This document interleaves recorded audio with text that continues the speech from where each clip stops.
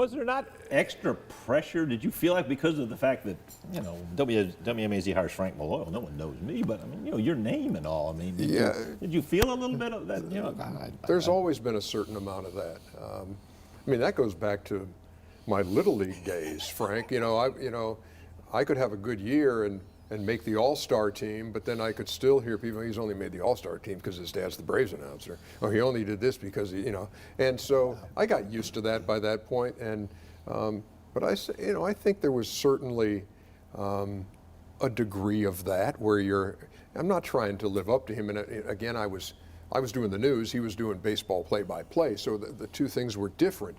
But certainly you feel a little bit of heat and a little bit of pressure to say, don't let him down, And I think what I took from him after following him around, watching him do baseball for all those years, was seeing his preparation, seeing how he took his job, how seriously he took the preparation part of that, and that he never thought that he was anything special because he was doing this.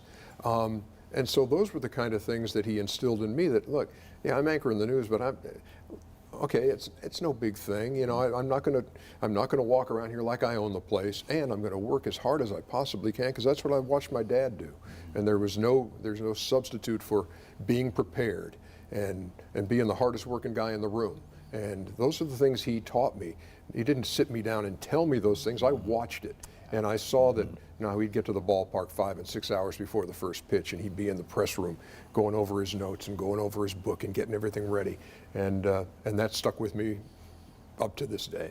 It impresses me, and especially in our business, which it's almost impossible, but both you and your dad had this almost universal and still do likability and respect that really is hard. It just almost seems like, and I think maybe because of that preparation and everything that people always, you mentioned your name, your dad's name, and it seems like it puts a smile on a lot of folks' faces. Yeah, well, you know what I think it is too, is just how, another thing I learned is just how you treat people. My dad would be on the field doing a pregame interview and then head up to the press box to get ready for the game. And somebody from Warner Robins would yell his name from 5 aisles away, "Hey, Ernie!" And my dad would go over there and spend 15 minutes with him like they were long-lost friends. I think we've always had the appreciation for the fact that without the folks who watch, we don't have a job, and so you appreciate each and every one who watches and anybody who writes you a letter or anybody who wants to spend time with you and talk about, what they see on the air. And if you're standoffish and aloof and feel like, don't you know who I am? Got a chance to do so many different things. Where does getting a chance to work alongside your dad rank? At the top. Yeah, no matter what else ever happens in my career, that's the top.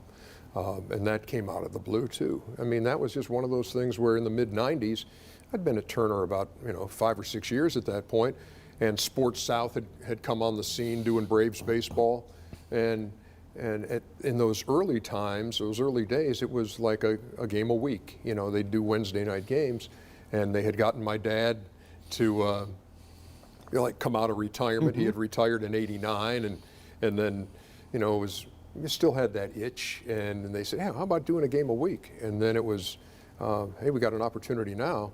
When Ernie's schedule permits, you and Ernie could work together," and that was huge because, look, my dad taught me everything, Frank. He taught me how to be a husband and a father and a professional, and everything that matters in my life, he taught me, or I learned from him just by watching him.